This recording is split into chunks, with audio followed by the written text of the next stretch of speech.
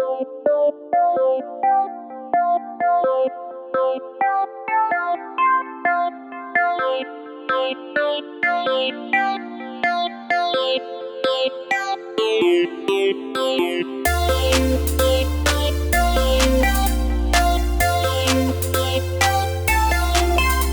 மாதம் முழுவதும் கிருபையை குறித்து தியானித்து கொண்டிருக்கிறோம். தேவனுடைய கிருபை ஏசாயா 60:10 அடிப்படையாக கொண்டு, ஆனாலும் என் கிருபையினால் உனக்கு இறங்குவேன் என்ற வார்த்தை அடிப்படையாக கொண்டு முதல் வாரத்திலே தேவனுடைய கிருபையை விருதாவாக்காதபடிக்கு நாம் எப்படி வாழ வேண்டும் என்று சொல்லி தியானித்தோம். ரெண்டாவது வாரத்தில் தலைமுறைகளை தாங்குகிற தேவனுடைய கிருபை போன வாரத்தில் தியானித்தோம். தலைமுறைகளாக ஆபிரகாமின் தேவனும் ஈசாக்கின் தேவனும் யாக்கோபின் தேவன் என்று சொல்லி எப்படி தலைமுறைகளை தேவன் ஆசீர்வதிக்கிறார், தலைமுறைகளை தேவன் எப்படி தாங்குகிறார் என்று சொல்லி தியானிக்க அவர் நமக்கு கிருபை தந்தார். இந்த வாரத்தில் அதனுடைய தொடர்ச்சியாக அல்லாமல் இன்றைக்கு ஃபாதர்ஸ் டே என்பதனால அதை குறித்து ஒரு சில காரியங்களை பகிர்ந்து கொள்ள என்னுடைய இருதயத்தில் தேவன் ஏவினார். அதனால் இன்றைக்கி எல்லாம் பிரசங்கம் ஃபுல்லாக ஃபாதர்ஸுக்கு தான், அப்பாவுக்கு தான். அதனால் அம்மாலாம் கொஞ்ச நேரம் தூங்கலாம் அப்படின்னு நினச்சிடாதீங்க, இல்லை கவனிக்க வேண்டாம் நினச்சிடாதீங்க. பெற்றோராகிய 2 பேருக்கும் அந்த பொறுப்பு இருக்குது. அதனால் இது எல்லாருக்குமானது. அதே நேரத்தில் பிள்ளைகளுக்கும் இதில் இருக்குது. பெற்றோர் அப்பா எப்படி இருக்கணும், பிள்ளைங்கள் எப்படி இருக்கணும், 2மே இதில் இருக்குது. அதனால் எல்லோரும் நீங்கள் கவனத்தோடு கேட்கும்படியாக உங்களை கேட்டுக்கொள்ளுகிறேன். இந்த மாதிரியான பிரசங்கங்கள் நம்ம நார்மலாக எல்லா நாட்களிலும் பண்ண முடியாது. மதர்ஸ் டேனால் என்ன பண்ணுறோம், அம்மாவை கொடுத்து பேசுகிறோம். இன்னும் சொல்லப்போனால் இது எல்லாம் எங்கிருந்து வந்தது என்றால் சபையிலிருந்து வந்தது தான். நீங்கள் போய் ஹிஸ்ட்ரி எடுத்து பார்த்தீங்கன்னா ஃபாதர்ஸ் டே முதலாக எப்படி வந்ததுன்னா, ஒரு பொண்ணு சபையில் மதர்ஸ் டே, அப்போது மதர்ஸ் டே இப்போ தான் கொண்டாடணும். எத்தனை பேருக்கு ஞாபகம் இருக்குது? மே 2nd வீக் தான் மதர்ஸ் டே. மதர்ஸ் டே அப்போது சபையில் செர்மன் பாஸ்டர் வந்து பிரசங்கம் பண்ணுகிறார் அம்மாவை குறித்து. அதை கேட்டுக்கொண்டிருந்த ஒரு பெண், அந்த பெண்ணுக்கு அப்பா மட்டும்தான்.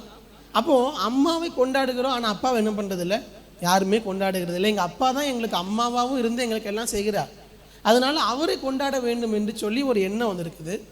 அது அந்த பெண் வளர்ந்ததுக்கப்புறம் பிற்காலத்தில் சபையில் மதர்ஸ் டே கொண்டாடுவது போல் ஃபாதர்ஸ் டே கொண்டாட ஆரம்பிச்சிருக்காங்க. அதற்கு பின்பு 1970s அந்த காலகட்டத்தில் தான் அஃபிஷியலாக எல்லாரும் ஃபாதர்ஸ் டே கொண்டாடணும் என்று சொல்லி அரசாங்கத்தால் உருவாக்கப்பட்டது. அப்போ இது எப்படி வந்ததுன்னா, எவ்ரி ஜூன் 3rd வீக் என்னது அப்படின்னா ஃபாதர்ஸ் டே. பெரும்பாலும் இந்த ஃபாதர்ஸ் டே, மதர்ஸ் டே இது எல்லாமே ஏதோ ஒரு ஞாயிற்றுக்கிழமை தான் வரும். ஏன்னா இதெல்லாம் உருவாக்கினது சபை தான். சபையில் இதை கற்றுக் கொடுத்ததால் தான் இதை எல்லாரும் பின்பற்றுகிறார்கள். அப்போது சரி, ஃபாதர்ஸ் டே என்று சொல்லும் பொழுது அதை குறித்து கற்றுக் கொடுக்க வேண்டியது சபையின் கடமை. ஒரு பயாலாஜிக்கல் ஃபாதராகவும் ஒரு ஸ்பிரிச்சுவல் பேரண்டாகவும் சபை எப்படி நடந்து கொள்ள வேண்டும், சபையில் உள்ள பிள்ளைகள் எப்படி நடந்து கொள்ள வேண்டும் என்பது இந்த காலகட்டத்தில் ரொம்ப ரொம்ப அவசியமாக இருக்கிறது. இன்றைக்கு இருப்பதை போல எந்த காலகட்டத்திலும் பெற்றோர் பிள்ளைகள் உறவு இல்லை. அதனால் அதை பற்றி பேச வேண்டியது ரொம்ப அவசியமாக இருக்கிறது. மல்கியா தீர்க்கதரிசன புஸ்தகத்தை முடிக்கும் பொழுது சொல்லுகிறார், பிதாக்களுடைய இருதயத்தை பிள்ளைகளுக்கும் பிள்ளைகளுடைய இருதயத்தை பிதாக்கள் அண்டையில் திருப்புவேன்னு சொல்லுகிறார். ஏன்னா அப்படிப்பட்ட காலகட்டம் இந்த கடைசி காலகட்டம். அதனால் இருக்கிற கொஞ்ச நேரத்தில் உங்களுக்கு முன்பதாக 2 குடும்பத்தை எடுத்து வைக்க விரும்புகிறேன். 2 குடும்பம். ஒரு குடும்பம் ஈசாக்கினுடைய குடும்பம், இன்னொரு குடும்பம் தாவீதினுடைய குடும்பம். 2 குடும்பங்கள். ஈசாக்கினுடைய குடும்பம் என்று சொல்லும்பொழுது ஈசாக்கு மட்டுமல்ல, ஆபிரகாம், ஈசாக்கு, யாக்கோபு, இதுதான் ஈசாக்கினுடைய குடும்பம். ஏனென்றால் ஈசாக்கு ஒரு மகனாக ஆபிரகாமினுடைய மகனாக இருக்கிறார். அதே நேரத்தில் இந்த ஈசாக்கு அடுத்த சந்ததியை வளர்க்கக்கூடிய தகப்பனாக யாக்கோபுக்கு இருக்கிறார். அதே போல தாவீது ஒரு மகனாக ஈசாயின் மகனாக இருக்கிறார். அதே தாவீது தகப்பனாக சாலமோனுக்கு இருக்கிறார். ஸோ இந்த 2 குடும்பத்தில் இருந்து நாம் எப்படிப்பட்ட குடும்பத்தை உருவாக்குகிறோம், உருவாக்கி கொண்டிருக்கிறோம், அடுத்த சந்ததிக்கு விட்டு செல்ல போகிறோம். ஒரு கதையை சொல்லி நான் ஆரம்பிக்க விரும்புகிறேன். ஒரு அப்பாவும் ஒரு மகனும் ஒரு பனி பிரதேசத்தில் வாழ்ந்து கொண்டிருந்தார்கள். குடும்பமாக இருக்கிறார்கள். அப்பாவும் மகனும் வெளியே போயிருக்கிறாங்க. போயிட்டு திரும்பி வருகிறார்கள். திரும்பி வரும் பொழுது ஒரே பனி, முழுவதுமாக பனி, பயங்கர காற்று இப்படி அடித்து கொண்டிருக்கிற நேரத்தில் அப்பா ரொம்ப கவனமாக பனி சரிக்க விடக்கூடாது என்று சொல்லி கவனமாக ஸ்டெப் பை ஸ்டெப்பாக அவர் என்ன பண்ணுறாருன்னா எடுத்து வைத்து நடந்து போகிறார். பையனை பார்த்தா பையன் பின்னாடி வருகிறான். அப்பா ஒரு விஷயம் நின்று பையனை காணுமேன்னு திரும்பி பார்த்தா பையன் என்ன பண்ணுறான் அப்படின்னா, அப்பா நடந்து வந்த அந்த பாதையில் அவங்க அப்பா எங்கெல்லாம் கால் வைத்து போனாரோ அதே இடத்துல என்ன பண்ணுறான் அப்படின்னா, பையன் அந்த வழி தடத்திலே கால் வைத்து என்ன பண்ணுறான் அப்படின்னா முன்னோக்கி சென்று கொண்டிருக்கிறார். இதை பார்த்து அப்பா சட்டு நிப்பாட்டி நின்று பையனை பார்த்து கேட்குறார், ஏன் தம்பி நான் கால் வச்ச இடத்துல வச்சு வருகிறேன்னு கேட்ட உடனே பையன் சொன்னான்னா, அப்போ நானா ஒரு இடத்துல கால் வைக்கிறதை விட என்ன பண்ணலாம் அப்படின்னா, நீங்கள் ஆல்ரெடி என்ன பண்ணியிருக்கிறீங்க, காலை வச்சுருக்கிறீங்க. அப்போ அதில் கால் வச்சா என்னது அப்படின்னா எனக்கு ரொம்ப சேஃப், நான் பத்திரமா இருக்கலாம் அப்படின்னு சொல்லி அந்த பையன் சொன்னான்னா. உடனே அப்பா ஒரு நிமிடம் நின்று அதுவரை இருந்ததை விட சற்று இன்னும் கவனமாக என்ன பண்ணாரா, அடுத்தடுத்த அடிகள் எடுத்து வைத்தார். ஏனென்றால் அதுவரை நான் விழுந்து விடக்கூடாது என்று நடந்தவர் இப்போ நான் மட்டும் இல்லை, நான் தவறான அடி எடுத்து வச்சா பின்னாடி வர என் பையனும் என்ன பண்ணும், கீழே விழுவான் என்று சொல்லி பொறுப்பு அதை விட அதிகமாகிறது. ஸோ பெரும்பான்மையான குடும்பங்களில் குடும்பத்தின் மீது உள்ள பொறுப்பு யாரிடத்தில் இருக்கிறது என்றால் தகப்பன் இடத்தில். குடும்பத்தை நடத்தக்கூடிய பொறுப்பு 2 பேருக்கு இருக்குது, அப்பா அம்மா 2 பேருக்கு இருக்குது. ஆனால் தலையாய பொறுப்பு வேதத்தின்படி குடும்பத்தின் தலைவர் அப்பாவின் இடத்துல தான் இருக்குது. எபேசியர் 6ஆம் அதிகாரம் 3-4 வாசிங்க. அங்கே சொல்லப்பட்டிருக்கிறது எபேசியர் 6:3-4.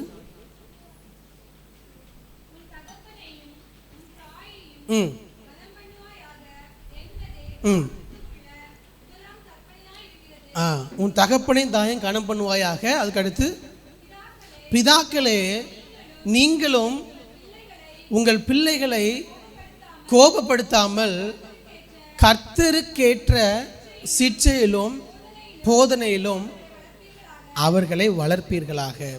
பிள்ளைகளை வளர்க்க வேண்டும் என்று தேவன் யாரை பார்த்து சொல்லுகிறார்? எல்லாரும் சொல்லுங்க. எல்லா அப்பாவும் பிதாக்கள்னா யாரு?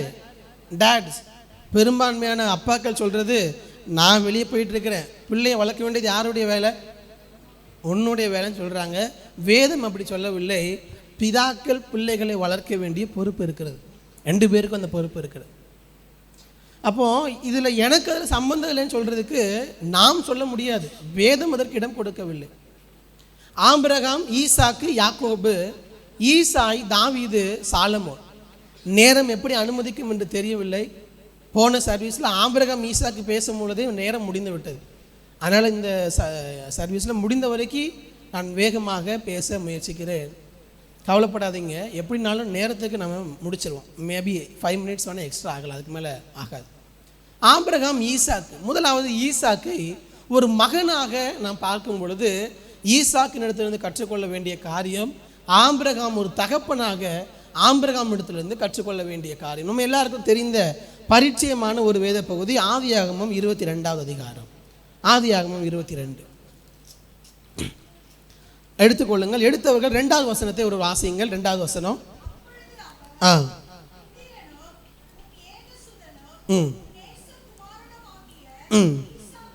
ஈசாக்கை நீ இப்பொழுது அழைத்து கொண்டு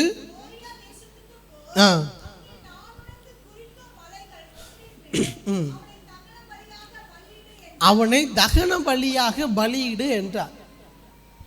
ஆபிரகாமை பார்த்து தேவன் சொல்லுகிற ஒரு காரியம் நம்ம எல்லாருக்கும் தெரிந்த ஒரு வேத பகுதி, உன் புத்திரனும் உன் ஏகசுதனும் உன் நேசகுமாரன்.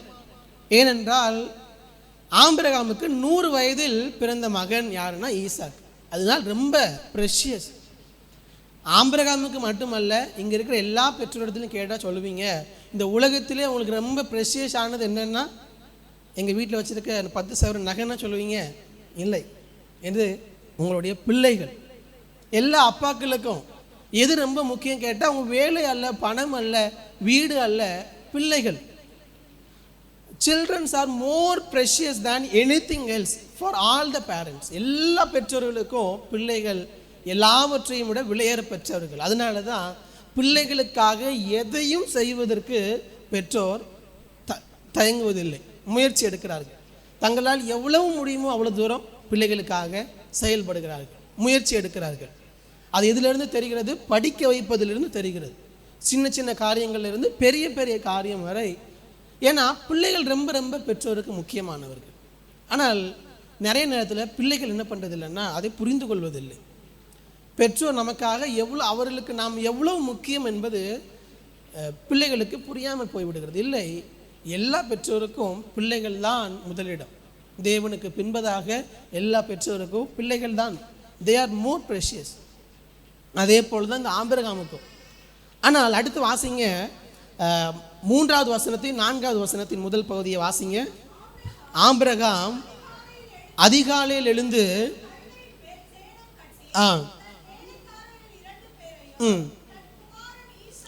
ஈசாக்கையும் கூட்டிக் கொண்டு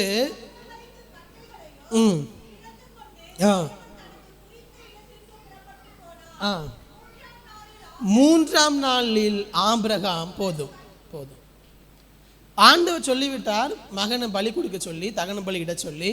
இந்த ஆபிரகாம் அதுக்கு உண்டான எல்லாவற்றையும் என்ன பண்ணுறான்? எடுத்துக்கொள்ளுங்கிறான்.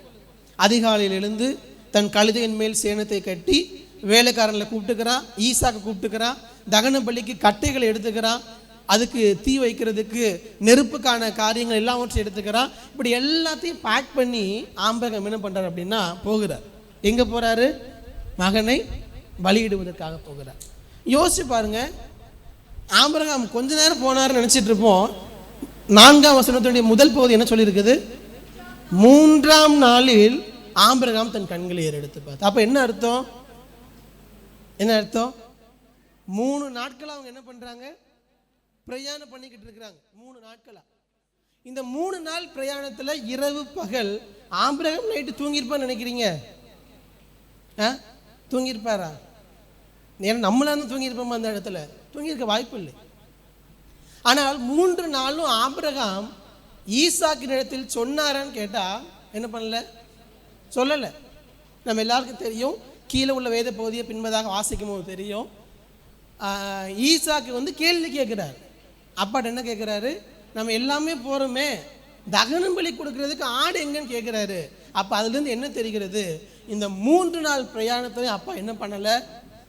பையனிடத்தில் என்ன நடக்கும் என்று சொல்லலை. பையன்ட்டையும் சொல்லலை.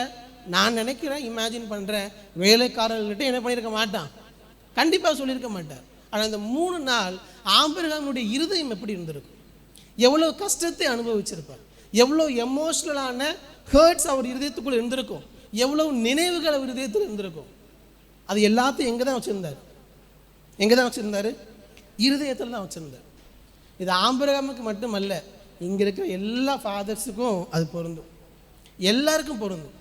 பெரும்பான்மையான நேரங்களில் அப்பாக்கள் என்ன பண்ணுறது இல்லைன்னா, வீட்டில் என்ன பண்ண மாட்டாங்க? இருதயத்தை என்ன பண்ண மாட்டாங்க? சொல்ல மாட்டாங்க. ஏன்னா நிறைய நேரத்தில் பார்க்கும் பொழுது பெண்களை விட ஆண்களுக்கு தான் என்ன பண்ண, அடிக்கடி சொல்லியிருக்கேன் நிறைய டைம், அதிகமாக ஹார்ட் அட்டாக் யாருக்கு தான் வரும்னா ஆண்களுக்கு தான். காரணம் என்ன? பெண்கள் பிடிக்குதோ பிடிக்கலையோ எல்லாத்தையும் என்ன பண்ணிடுவாங்க? சண்டையாவது போட்டு என்ன பண்ணிடுவாங்க? எல்லாத்தையும் சொல்லிடுவாங்க. ஆனால் ஆண்களுக்கு அது அவ்வளோ எளிதாக இருக்கிறது இல்லை. ஆபிரகாமும் அந்த நிலைமையில் தான் இருந்தார். அவருக்கு இருக்கிற எல்லா ஸ்ட்ரெஸ்ஸும் அவருக்குள்ளே இருக்கிறது, ஆபிரகாமுக்குள்ளே இருக்குது. அவருக்குள்ளே இன்றைக்கு உங்களுக்குள்ளே என்னென்ன ஸ்ட்ரெஸ் இருக்குது உங்களுக்கு தான் தெரியும், வெளியே சொல்லாமல். பிள்ளைகளை குறித்ததான கவலைகள், பொருளாதாரத்தை குறித்ததான கவலைகள், குடும்பத்தை குறித்து, எதிர்காலத்தை குறித்து, இப்படி நிறைய காரியங்கள். ஒரு ரெஸ்பான்சிபிள் ஃபாதராக, ஒரு பொறுப்புள்ள தகப்பனாக அப்பா இருதயத்துக்குள்ளே எப்போதும் ஓடிக்கொண்டே தான் இருக்குது. ஆனால் அதெல்லாம் பிள்ளைகளுக்கு தெரியுமான்னு கேட்டால் தெரியாது. பிள்ளைகள்கிட்ட கண்டிப்பாக என்ன பண்ணுறது இல்லை, சொல்கிறதும் இல்லை. அதற்காக பேரண்ட்ஸ் நம்மளை பற்றி யோசிக்கல நினச்சிடக்கூடாது. They are always thinking about you. எல்லா பிள்ளைகளுக்கும் அதுதான், கல்யாணம் பிள்ளைகளுக்கும் அதுதான். உங்கள் பெற்றோர் இன்றைக்கி எப்படி தான் இருப்பாங்க? அப்படி தான் இருப்பாங்க. நீங்கள் பெற்றோர் ஆகிட்டீங்கிறதுக்காக உங்கள் பெற்றோர் அப்படி விடுறதில்லை. எல்லா பெற்றோருக்கும் அவங்க பிள்ளைகள் யார் தான்? பிள்ளைகள் தான். அப்போது பேரண்ட்ஸுடைய இருதயம் அங்கே நம்மளால் பார்க்க முடிகிறது. இன்றைக்கி நம்ம வளரும் பொழுது நிறைய நேரத்தில் பேரண்ட்ஸை புரிஞ்சுக்கிறது இல்லை. அவங்க வாயினால் சொல்லவில்லை என்பதினால் அவங்க ரொம்ப ஃப்ரீயாக இருக்காங்க, ஜாலியாக இருக்காங்கன்னு நினச்சிடக்கூடாது. அவங்க கோத்ரூ பண்ணுற காரியங்கள் அவங்களுக்கு தான் தெரியும். அல்லேலூயா. அடுத்து வாசிங்க, 7வது வசனத்தை வாசிங்க.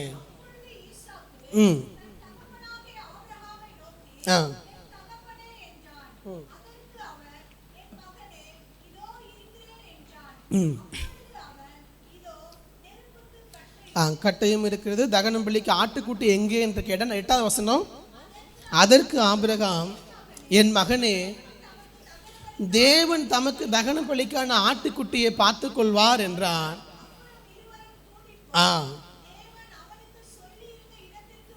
போதும் போதும். அப்பாவின் இடத்துல பையன் கேட்குறான். அப்பா வேலைக்காரனை நிப்பாட்டியாச்சு, ஒரு இடத்துல நிப்பாட்டியாச்சு. இப்போ அப்பாவும் பையனும் மட்டும்தான் போகிறாங்க. பையன் கேட்குறான், இது வரைக்கும் அவனும் கேட்கல, இப்போ தான் கேட்குறான், ஆட்டுக்குட்டி எங்கப்பான்னு கேட்குறான். அதுக்கு அவங்க அப்பா என்ன சொல்கிறாரு, தேவன் தமக்கு தகன பலிக்கான ஆட்டுக்குட்டியை பார்த்து கொள்வார். இது ஆபிரகாம் சமாளிப்பது போல் தெரிந்தாலும் ஆபிரகாமுக்கு இருந்த விசுவாசம் ஆண்டவர் என்ன பண்ணுவார், ஏதாவது செய்வார். அதுதான் ஆபிரகாமுடைய விசுவாசம். ஏனென்றால் தன் கண்களை ஏறெடுத்து பார்த்து அந்த இடத்துக்கு போறான். 4ஆம் வசனத்தில் 3ஆம் நாளிலே தன் கண்களை ஏறெடுத்து பார்த்து, 2 மாதத்துக்கு முன்னாடி தன் கண்களை ஏறெடுத்து பார்த்தேன் பிரசங்கம் பண்ணேன். எத்தனை பேருக்கு ஞாபகம் இருக்குன்னு தெரில. பாஸ்டர் போன வாரம் பண்ணதே என்ன பண்ணீங்க ஞாபகம் இல்லைங்கிறீங்களா? ஸோ 2 மாதம் இருக்கும்னு நினைக்கிறேன். தன் கண்களை ஏறெடுத்து பார்த்து அப்படின்னா என்ன அர்த்தம்? விசுவாச கண்களால் ஆபிரகாம் பார்க்கிறார். எப்போ தேவனிடத்தில் ஜெபிக்கிறார், ஆண்டவரே எனக்கு என்னுடைய சந்ததி இல்லையே, நான் என்ன செய்யறேன்னு கேட்குறேன். ஆண்டவர் சொல்றாரு, உன் கண்களை ஏறெடுத்து பாருன்னு சொல்றாரு. கண்களை ஏறெடுத்து பார்க்கிறார். வானத்தின் நட்சத்திரங்கள் எல்லாம் காட்டுறாரு. அப்போ அதில் என்ன காட்டுறாரு? விசுவாச கண்களால் உன் சந்ததியை பாருன்னு சொல்றாரு.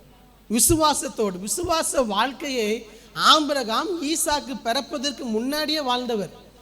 இப்போது வாழ்கிறார். தன் கண்களை ஏறெடுத்து பார்க்கிறார். ஆண்டவர் பார்த்து கொள்வார். ஆண்டவர் பார்த்து கொள்வார். மகனுக்கு சொல்லி கொடுக்கிறார். ஆண்டவர் பார்த்து கொள்வார் தான். ஆனால் ஆண்டவர் சொன்னதுக்கு கீழ்ப்படியவும் செய்கிறார். அங்கே போகிறாங்க, எல்லாத்தையும் என்ன பண்ணுறாரு, தகன பலிக்கு தேவை எல்லாத்தையும் செய்கிறாரு, கட்டி முடிக்கிறாரு. அடுத்த வசனத்தில் பார்க்கும் பொழுது, அங்கே பலிபீடத்தை கட்டி கட்டைகளை அடுக்கி தன் குமாரனாகிய ஈசாக்கை கட்டி அந்த பலிபீடத்தில் அடுக்கிய கட்டைகளின் மேல் அவனை கிடத்தினான். யோசிச்சு பாருங்க, ஆபிரகாம் இந்த காரியத்தை செய்யும் பொழுது ஈசாக்கு ஒரு டீனேஜ் பையன். சரித்திரம் அப்படிதான் சொல்லுகிறது. ஒரு டீனேஜ் பையனாக இருக்கும் பொழுது பலி கொடுக்க போறாரு. யாரு கடைசி என்ன பண்றாரு? அப்பா பையனையே படுக்க வைக்கிறார். நீங்க நம்ம பிள்ளைங்களா இருந்தால் என்ன நடக்கும்? நம்மளா இருந்தால் என்ன நடக்கும்? அப்பாவுக்கு என்ன ஆயிடுச்சு? கொஞ்சம் நட்டு கலந்துருச்சு. இன்னைக்கு நிறைய காரியங்கள் நம்ம பெற்றோர் பண்றதை பார்த்து நமக்கு அப்படிதான் என்ன பண்ணுது தோணுது. ஆனா வசனம் சொல்லுகிறது, ஈசாக்கு உடனே அப்பாவோடு எதிர்த்து நின்றானா சொல்லுது, அப்பாவோடு சண்டை போட்டானா சொல்லுது, எதிர்த்து பேசினானா சொல்லியிருக்குது. எல்லா பிள்ளைங்களும் வசனத்தை பாருங்க. ஈசாக்கு ஆபிரகாமை எதிர்த்து பேசினான். என்ன சொல்லியிருக்குது? ஈசாக்கை குறித்து ஒன்றுமே சொல்லலை. அதுக்கு அடுத்து டைரக்டாக யார்கிட்ட தான் இருக்குன்னா ஆண்டவர் பேசுறது தான் இருக்கு. அப்போ அதில் ரீட் பிட்வீன் த லைன் நடந்தது என்ன அப்படின்னா, ஈசாக்கை கட்டி அந்த பலிபீடத்தில் அடுக்கிய கட்டைகளின் மேல் அவனை கிடத்தினான். கிடத்திட்டு கையை எடுத்து அவனுக்கு வெட்ட போகிறான். அது வரைக்கும் ஈசாக்கு என்ன பண்ணல அப்படின்னா எதுவுமே பேசலை.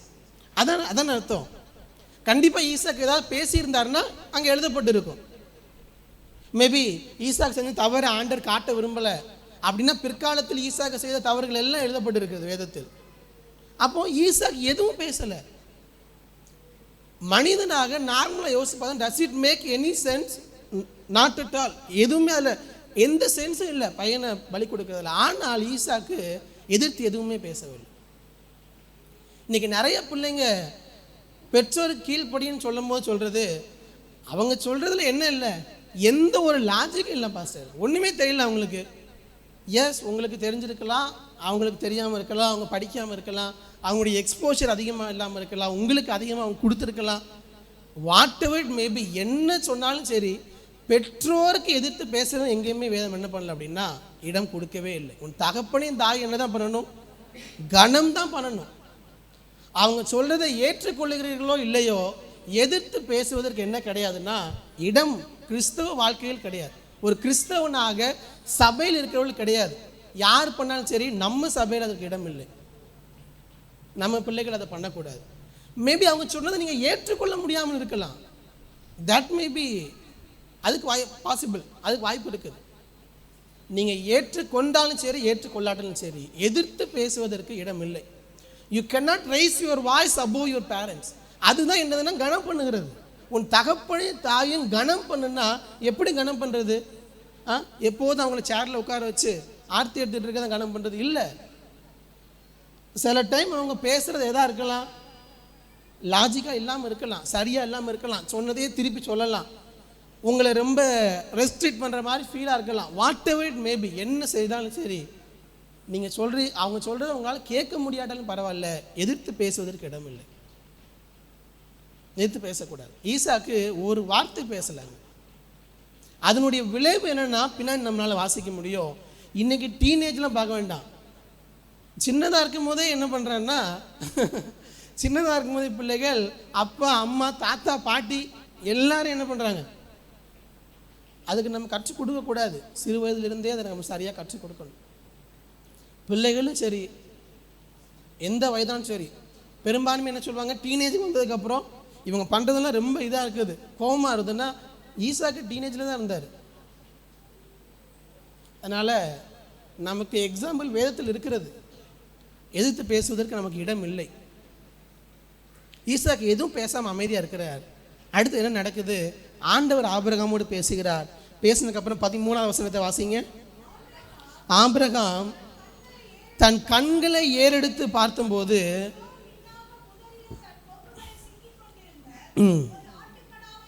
போதும் அகைன் தன் கண்களை ஏறெடுத்து பார்க்கிறான். விசுவாச கண்கள்.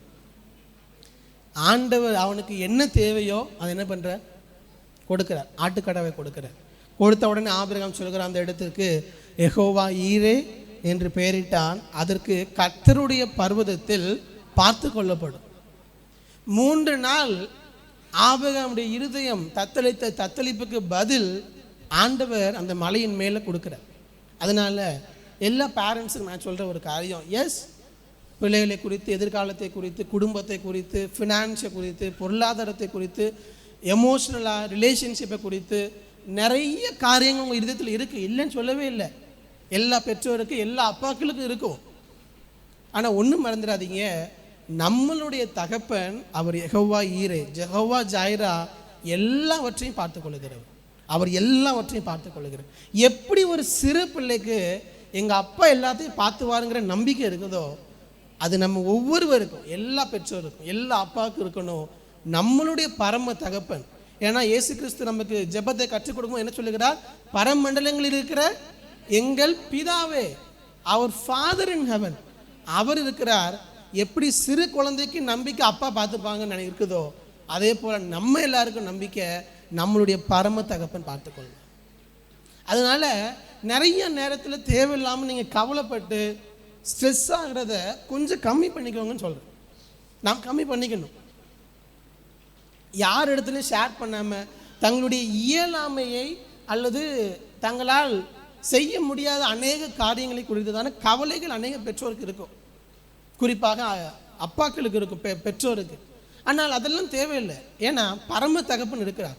அவர் உங்களுக்கு மட்டும் அப்பா இல்லை, ஆபிரகாமுக்கும் அவர் தான் அப்பா. ஈசாக்குக்கு யார் தான்? ஈசாக்குக்கு என்ன தாத்தாவா? ஈசாக்குக்கும் அவர் அப்பா தான். அப்போ உங்களை பார்த்து கொள்ளுகிற தேவன் உங்கள் பிள்ளைகளையும் பார்த்து கொள்வார். அவர் யெகோவா ஈரே, பிடித்து கொள்ளுங்க. அதான் 6 பாடணும்ல, யெகோவா ஈரே எல்லாம் பார்த்து கொள்வீர், என் தேவையெல்லாம் சந்திப்பீர் பாடணும் இல்லையா? அது எல்லா அப்பாக்களுக்குமான வார்த்தை. நீங்கள் எதெல்லாம் மனசுக்குள்ளே போட்டு யோசித்து கொண்டு இருக்கிறீங்களோ, ஆபிரகாமை போல் 3 நாள் தூங்காமல் எதெல்லாம் யோசிச்சுட்டு இருக்கிறீங்க, நைட்டு தூங்க முடியாமல், ஆண்டோட கொடுங்க. அவர் சொல்கிறாரு, அவர் யெகோவா ஈரே எல்லாவற்றையும் பார்த்து கொள்வார். முக்கியமாக பொருளாதாரம் எல்லாவற்றையும் பார்த்து கொள்வார். அதுதான் ஆபிரகாமுக்கு தேவன் தந்த பதில். ஈசாக்கினுடைய கீழ்ப்படிதல், தகப்பனை கனம் பண்ணின கீழ்ப்படிதலுக்கு ஈசாக்குக்கு தேவன் தந்த பதிலை பாருங்க. அடுத்து வாசிங்க, 17வது வசனத்தை வாசிங்க. நான் உன்னை ஆசீர்வதிக்கவே ஆசீர்வதித்து உன் சந்ததியை வானத்து நட்சத்திரங்களைப் போலவும்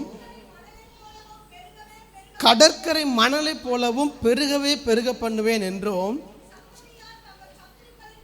உன் சந்ததியா தங்கள் சத்துருக்களின் வாசல்களை சுதந்திரித்துக் கொள்வார்கள் என்றும்.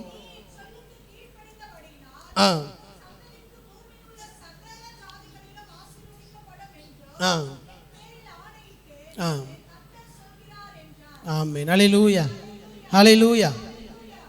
ஆண்டவர் தருகிற ஆசீர்வாதம் ஆபிரகாமுக்கு மட்டும் நினைக்கிறீங்களா? இந்த இடத்துல இல்லை.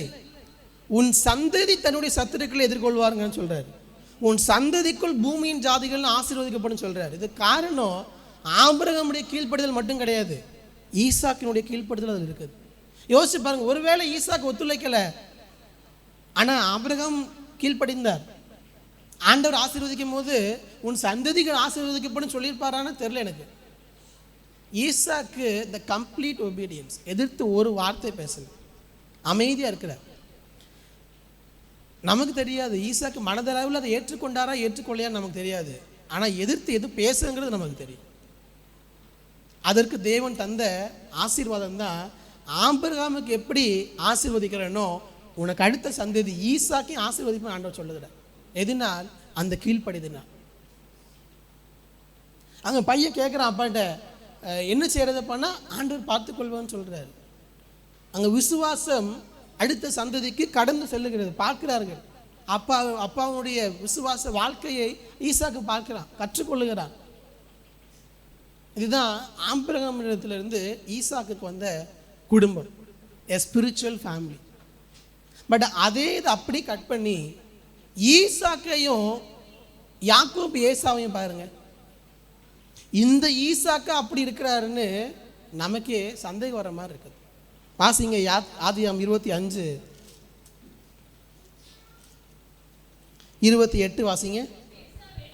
ஏசா வேட்டையாடி கொண்டு வந்து வருகிறது.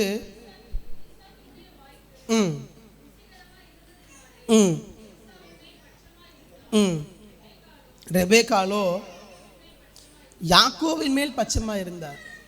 ஆபிரகாம் எப்படிப்பட்ட ஒரு ஃபேமிலியை உருவாக்கி கொடுக்கிறார் ஈசாக்குக்கு. ஆனால் ஈசாக்கு அடுத்த சந்ததியில் என்ன பண்ணுறாருன்னா, ஏசா யாருக்கு க்ளோஸு? அப்பாவுக்கு. யாக்கோபு யாருக்கு க்ளோஸு? நம்ம வீட்டில் இருக்கோம் இல்லையா, மூத்த பிள்ளைங்க ஒருத்தருக்கு, இளைய பிள்ளைங்க ஒருத்தருக்கு, பையன் அம்மாவுக்கு, பொண்ணு அப்பாவுக்கு. இதெல்லாம் நம்மளே உருவாக்குகிற நிறைய சிஸ்டம், நம்மளை உருவாக்கக்கூடாது. இதில் இருக்கக்கூடிய பெரிய டேஞ்சர் என்ன அப்படின்னா, இதனால் என்ன ஆச்சு, பிள்ளைகள் ஒருவரை ஒருவர் வில்லனை பார்க்க ஆரம்பிச்சிட்டாங்க. யாக்கோபுக்கு யார் வில்லன்? ஈசாக்கு. ஏசாவுக்கு ரெபேக்கா. இவனுக்கு க்ளோஸ் யாரு? அப்பா. அம்மா வில்லன். அவனுக்கு அம்மா க்ளோஸு, அப்பா வில்லன். இன்னைக்கு நம்ம அறியாமலே அநேக குடும்பங்களை செஞ்சுட்டு தான் இருக்கிறோம். யோசிச்சு பாருங்க, நீங்களே பாருங்க.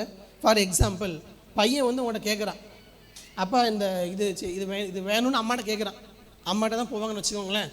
அம்மா என்ன சொல்லுவாங்க? உடனே அப்பா கிட்ட கேட்கணும், அப்பா சொல்கிறது தான். சரி, அப்பாட்ட கேட்குறாங்க, அப்பா ஓகே சொல்லிட்டார்.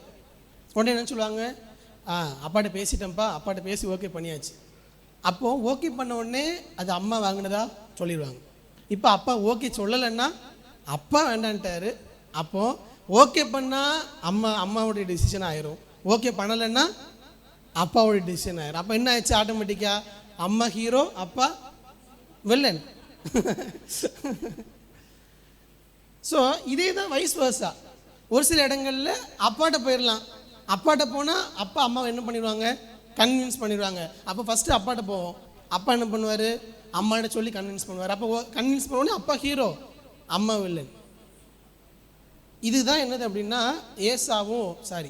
ஈசாக்கும் ரெபேக்காலும் வீட்டில் பண்ணது இல்லை. ஒரு நாளும் பிள்ளைகளுக்கு அப்படி காட்டவே கூடாது. அப்படி காட்டினீங்கன்னா அந்த நேரத்தில் உங்களுக்கு நல்லா இருக்கும். வளர வளர வளர அவங்களுடைய மனதில் அது என்ன ஆகும் அப்படின்னா, க்ரியேட் ஆகிட்டே இருக்கும். அவங்க மனசில் அது ஒரு பிக்சர் க்ரியேட் ஆகிட்டே இருக்கும்.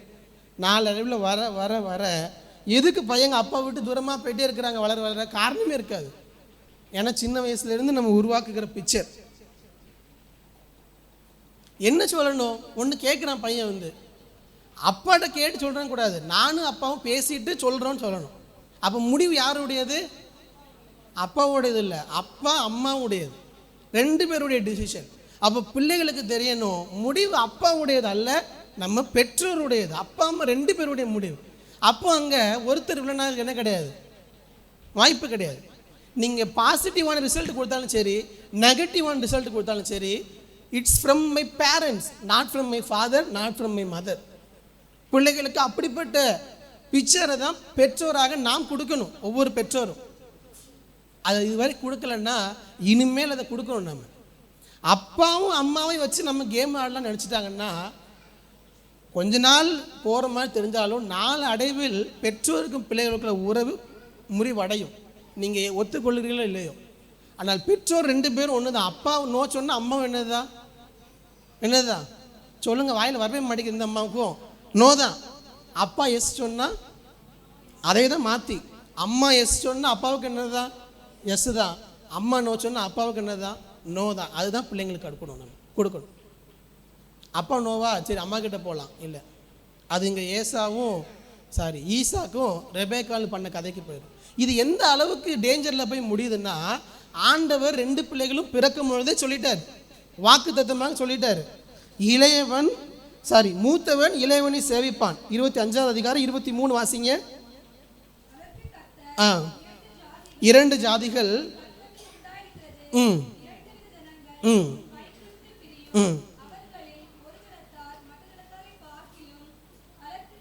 பலத்திருப்பார்கள், மூத்தவன் இளையவனை சேவிப்பான் என்றான்.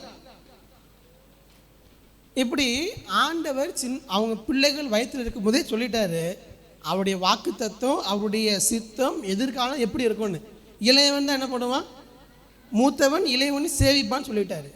ஆனால் இந்த ஈசாக்கு என்ன பண்ண ட்ரை பண்ணுறாருன்னா, அவருக்கு ஏசா ரொம்ப பிடிச்சதுனால, அவர் ஏசாவோடு ரொம்ப க்ளோஸாக இருக்கிறதுனால, இவருக்கு அடுத்து வரக்கூடிய தலைமுறைகளுக்கான ஆசீர்வாதத்தை ஏசாக்கு கொடுக்கறதுக்கு ட்ரை பண்ணுறாரு. அப்படி தானே நம்ம எல்லாருக்கும் தெரியும். என்ன சொல்கிறாரு ஏசாட்ட, நீ போய் அடித்து கொண்டு வா, நான் உன்னை என்ன பண்ணுறேன், ஆசீர்வதிக்கிறேங்கிறாரு.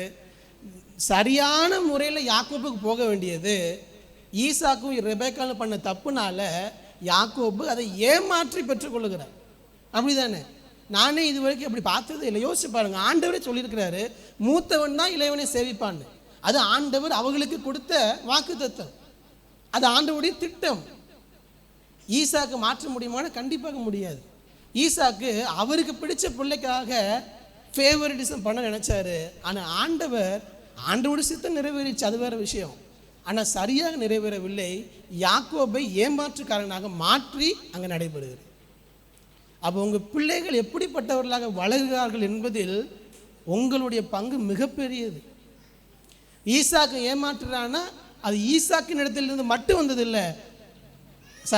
யாக்கோபு ஏமாற்றுகிறான்னா யாக்கோபு இடத்திலிருந்து மட்டும் வரல, ரெபேக்காலுக்கும் ஈசாக்குக்கும் அதில் பங்கு இருக்குது. அப்போ உங்கள் பிள்ளைகள் செய்கிற எல்லாவற்றிலும் யாருக்கு பங்கு இருக்குன்னா, பெற்றோராகிய நமக்கு பங்கு இருக்குது. பிள்ளைகள் தவறு செஞ்சாலும் பங்கு இருக்குது, நல்லது செஞ்சாலும் பங்கு இருக்குது. ஏன்னா அவங்க உங்களை தான் பார்த்து வளர்கிறார்கள். உங்களுடைய இன்புட்ஸ் அதில் அதிகமாக இருக்குது. தவறான ஒரு குடும்பம், டிஸ்ஃபங்க்ஷனல் ஃபேமிலியாக போகுது. கடைசி என்ன ஆகுது, ஈசாக்கு தனியாக இருக்கிறாரு, யாக்கோபு எங்கேயோ போகிறாரு, ஏசா வெஞ்சன்ஸோடு இருக்கிறாரு. மொத்த குடும்பமே அங்கே என்ன ஆயிடுச்சுன்னா சீர்குலைந்து போகிறது. காரணம் சின்ன விஷயத்தில் ஆரம்பிச்சது. ஆபிரகாம் ஒரு ஸ்பிரிச்சுவல் ஃபேமிலியை லெகசியை கொடுக்குறாரு, ஈசாக்கு ஒரு டிஸ்ஃபங்க்ஷனல் ஃபேமிலி லெகசியை கொடுக்குறாரு அடுத்த சந்ததிக்கு. ஆனால் அதே இதை ஒரு சைடு வச்சுக்கோங்க, அந்த சைடு வாங்க, தாவீதுக்கு வாங்க. தாவீது, நேரம் ஆயிடுச்சு வேகமாக சொல்லி முடிக்கிறேன். தாவீது சாலமோனுக்கு எப்படிப்பட்ட தகப்பனாக இருக்கிறார். 1 ராஜாக்கள் 2ஆம் அதிகாரம் 1-4 வரைக்கும் வாசிக்க வேண்டாம், டைம் ஆயிடுச்சு, நீங்கள் குறித்து வைத்துக் கொள்ளுங்கள். தாவீதுடைய கடைசி காலம் அடுத்த ராஜாவாக சாலமோன் ஆகிறார். தாவீது அவனுக்கு கடைசியாக சொல்லக்கூடிய அறிவுரை என்னென்னா, தேவனிடத்தில் என்ன பண்ணுன்னா அவருடைய கற்பனைகளை கை கொண்டு ஒரு நாள் அதை விட்டு விலகாத அதில் சரியாக இருங்கிறார். அந்த 3ஆவது வசனத்தை எடுத்தா வாசிங்க. 1 ராஜாக்கள் 2:3. நீ என்ன செஞ்சாலும் சரி தம்பி, எங்கே போனாலும் சரி,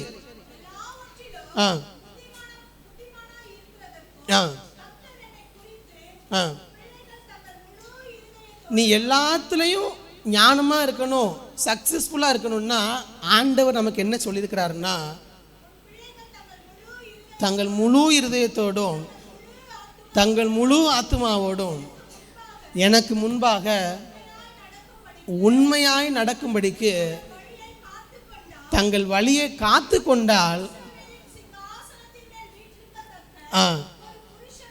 இல்லாமல் போவதில்லை என்று சொன்ன. போதும் 4 வசனம் போயிட்டீங்களா? போதும். அப்போ கடைசி அவர் சொல்கிறது என்னென்னா, நீ எல்லாத்துலேயும் சக்ஸஸ்ஃபுல்லாக இருக்கணும், ஞானமாக நடக்கணும், சரியாக நடக்கணும்னா ஒன்றே ஒன்று தான், ஆண்டவருடைய கட்டளைகளையும் கற்பனைகளையும் என்ன பண்ணக்கூடாது, நீ விட்டுறக்கூடாது. அதில் உறுதியாக சரியாக இருந்தேன்னா ஆண்டவர் தந்த வாக்குத்தத்தம் எல்லாம் உனக்கும் உண்டு, எனக்கு தந்த எல்லா கிருபையும் உனக்கும் உண்டு. அதுதான் தாவீது தன்னுடைய குமாரனாகிய சாலமோனுக்கு கற்றுக் கொடுக்கிறார்.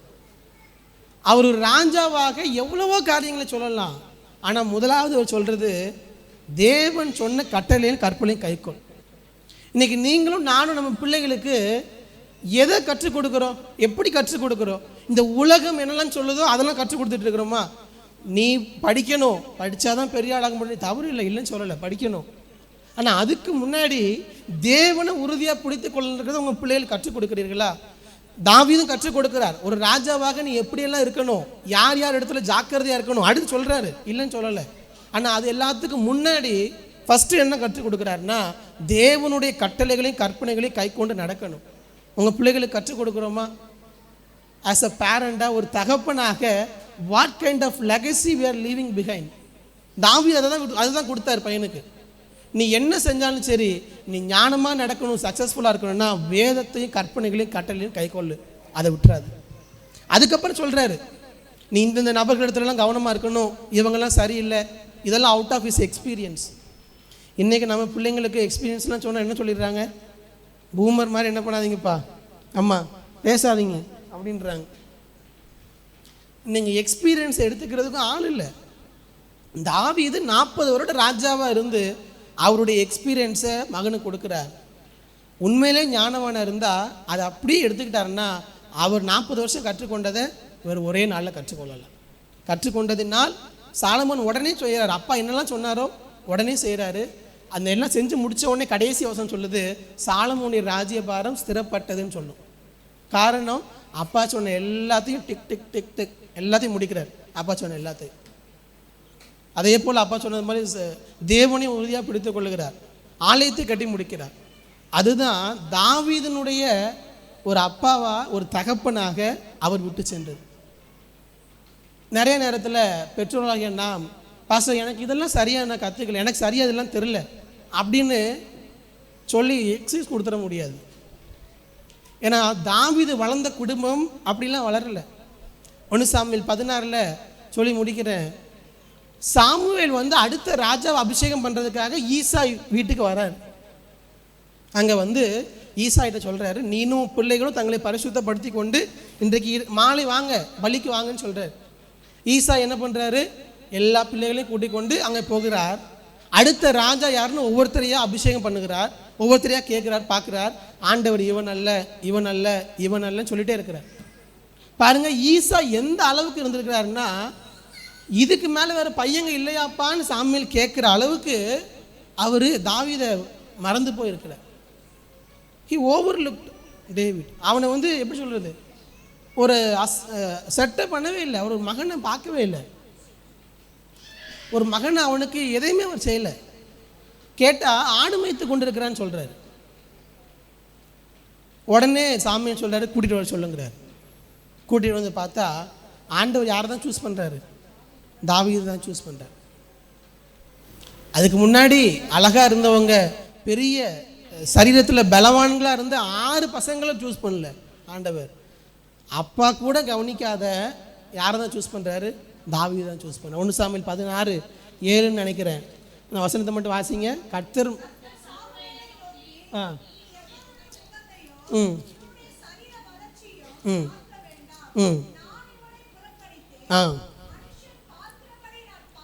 ஆண்டவர் சொல்றாரு, மனுஷன் பார்க்கிறபடி நான் பாரேன்,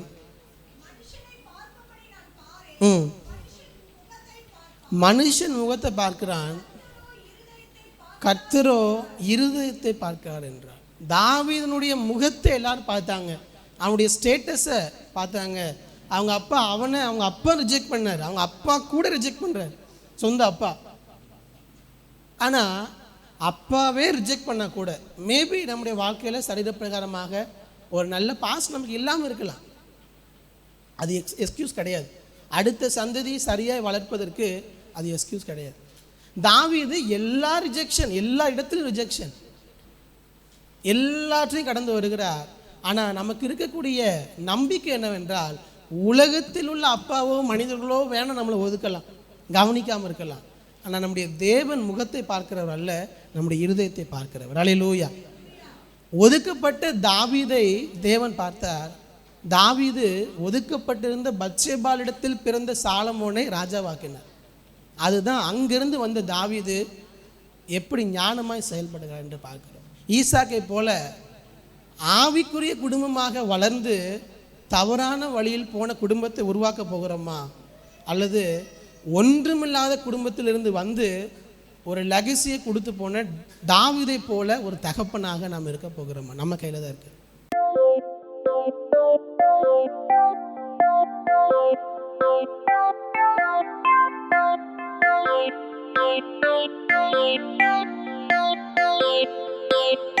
Thank you.